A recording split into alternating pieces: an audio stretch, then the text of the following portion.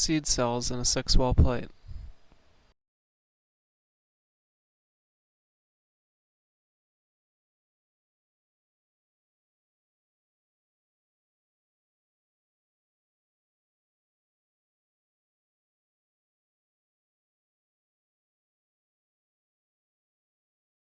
The following day, assess cell viability and confluence. Based on cell confluence, determine the amount of lysis buffer needed per well. I use 400 microliters of lysis buffer per 100% confluent well. My lysis buffer is 1x Laemmli buffer. I prepare 1x from a 4x stock. Add 20% DTT to 4x Laemmli buffer.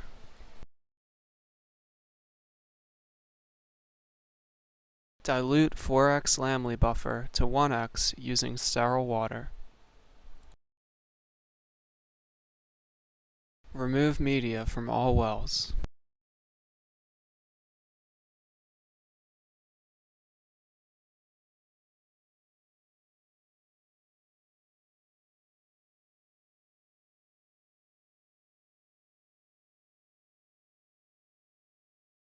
Add 1x Laemmli buffer to all wells.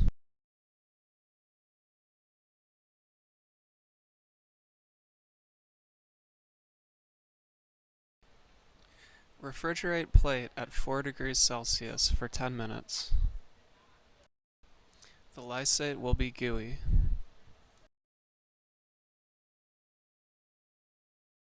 Scrape contents of the well and collect into an Eppendorf tube.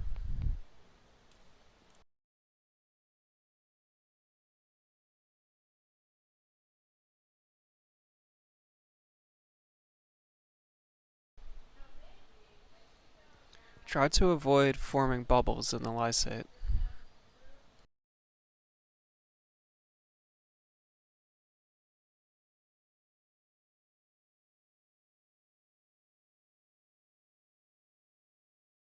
Place tubes on a preheated 100 degrees Celsius heat block for 10 minutes. When you retrieve the tubes, be careful, the lids may pop off.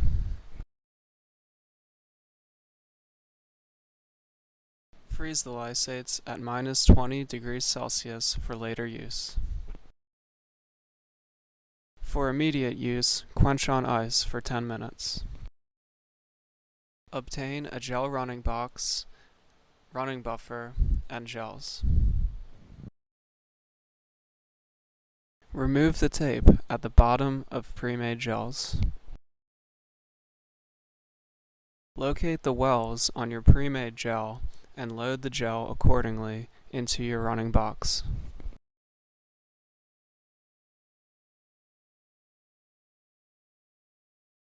Fill the box with 1x trisglycine running buffer.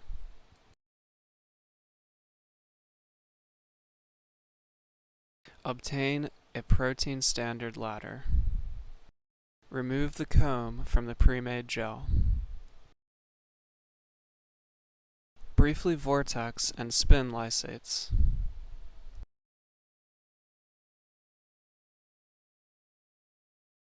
Write down your loading order. Load your ladder into the gel. I load 5 microliters.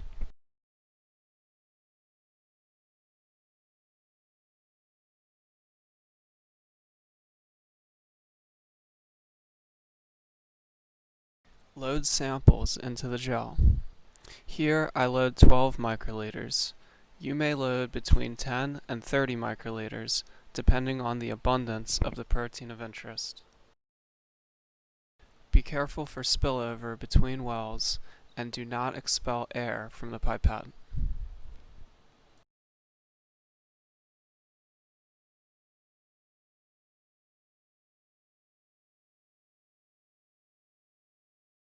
When loading a well, only go down to the first stop on your pipette.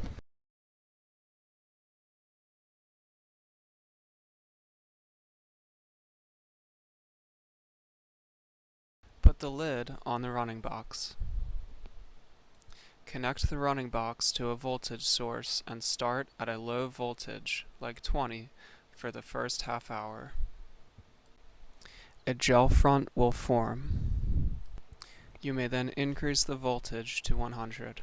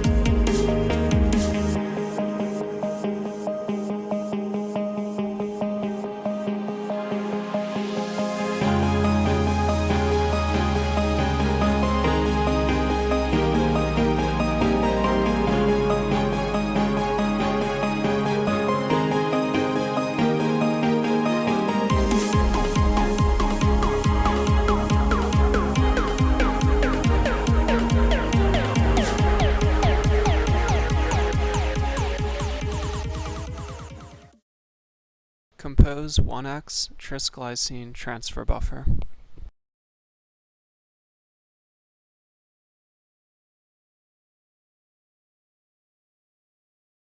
Transfer buffer should be kept cold at 4 degrees Celsius.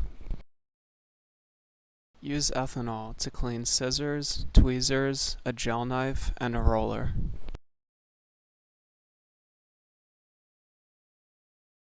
Clean 4 containers using 100% methanol.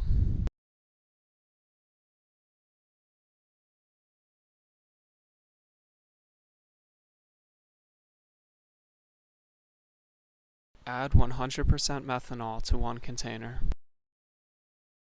Add fresh transfer buffer to 3 containers.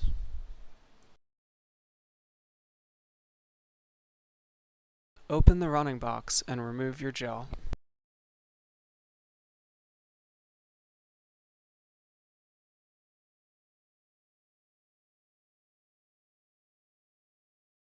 Use the gel knife to separate the sides of the cassette.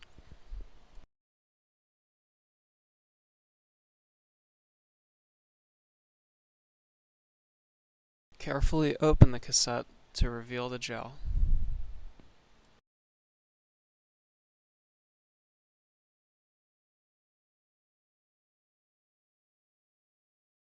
Remove the well partitions using the gel knife.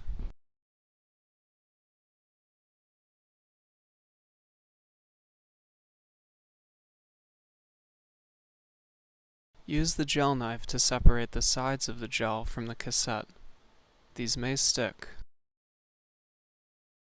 Next, flip the gel onto the other side of the cassette.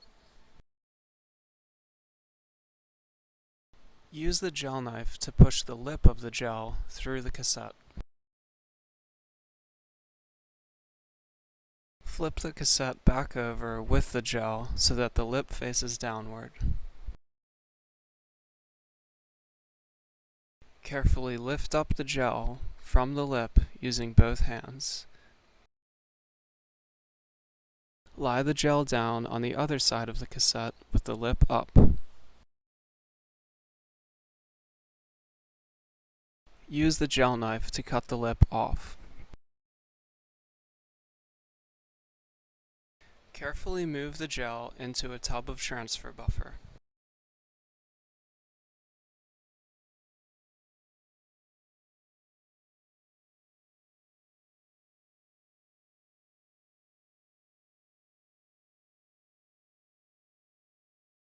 Obtain a transfer apparatus. Open the transfer cassette. Obtain sponges, squares of whatman paper, and PVDF membrane. Submerge the sponges and whatman paper in 1X transfer buffer.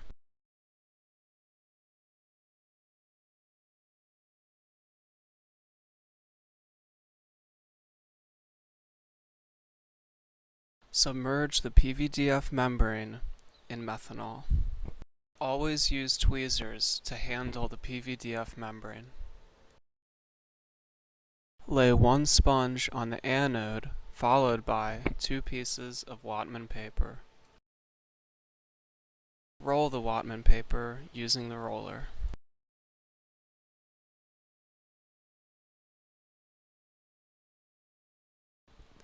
Next, carefully lay the gel on the whatman paper. The gel orientation is important in how the gel will transfer to the membrane. Roll the gel using the roller.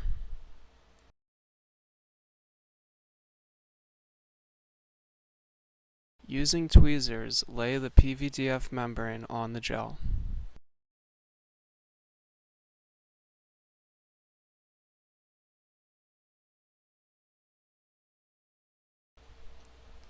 Roll the membrane.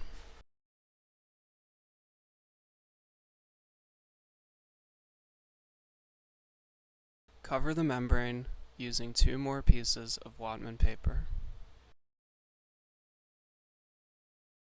Roll each piece.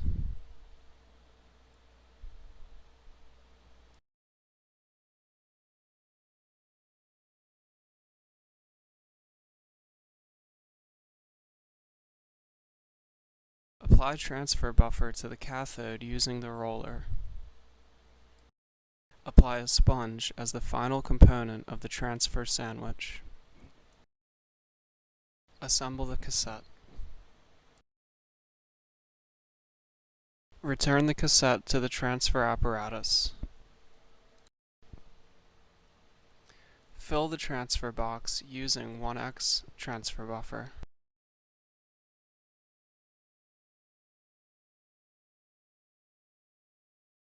Be sure to cover the fill line. Put the lid on the transfer box. Connect the transfer box to a voltage source at 4 degrees Celsius for overnight transfer. I use a voltage between 15 and 20. The following day, obtain the transfer box from the refrigerator.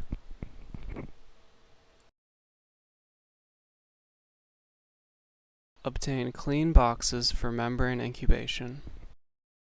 Obtain blocking buffer. Apply 10 milliliters of blocking buffer to each box. Open the transfer box and remove a cassette. Open the cassette, keeping the contents on the anode.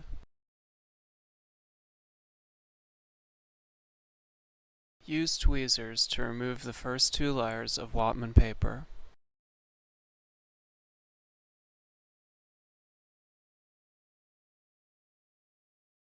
Peel back the corner of the membrane closest to the highest molecular weight marker.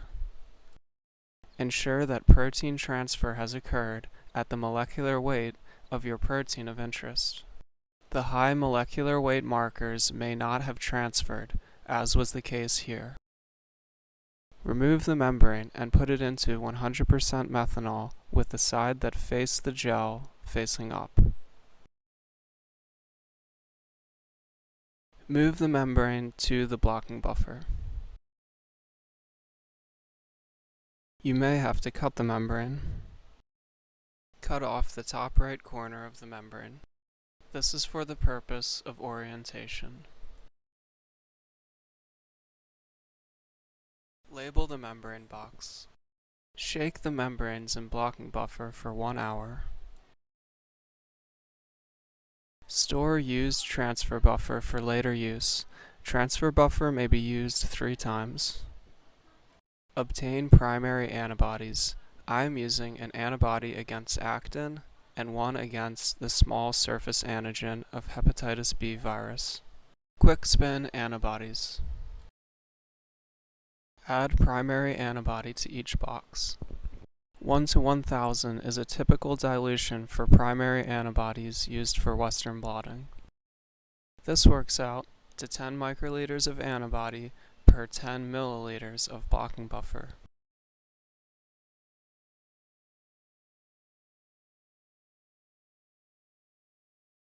Distribute the antibody. Incubate with primary antibody for 2 hours at room temperature while shaking. Following primary antibody incubation, you may save your primary antibodies. Add 1 millimolar sodium azide to the antibody stocks. Label the antibodies. Store diluted antibodies in the fridge for future use. Wash membranes using 1x PBS tween.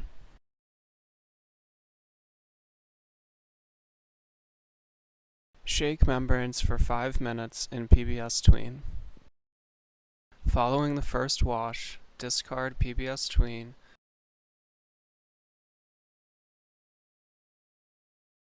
Repeat the 5-minute wash 2 more times.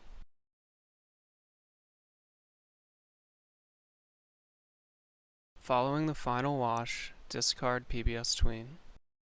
Add 10 milliliters of blocking buffer to each box. Obtain secondary antibodies. Quick spin secondary antibodies. Add the secondary antibodies to the blocking buffer.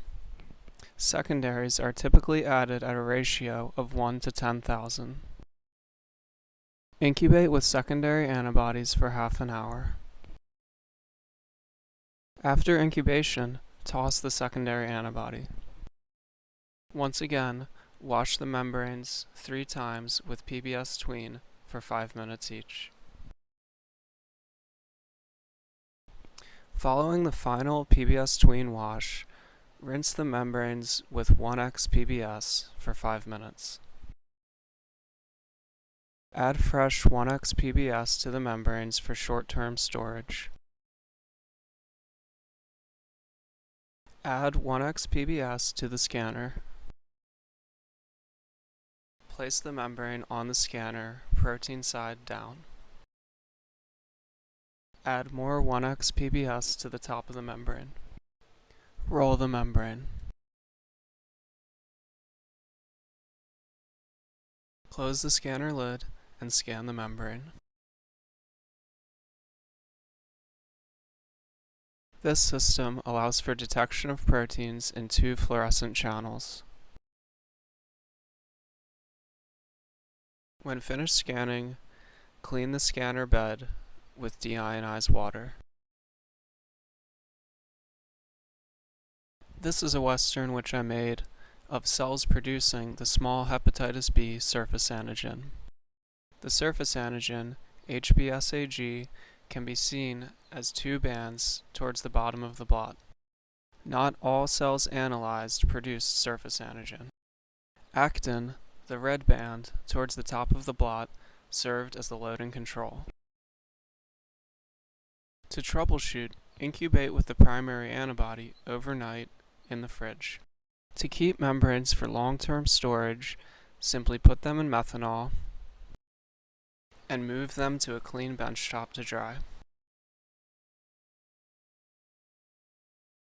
Label paper with the blot's identity. Store the membrane in the paper and then within a plastic sleeve.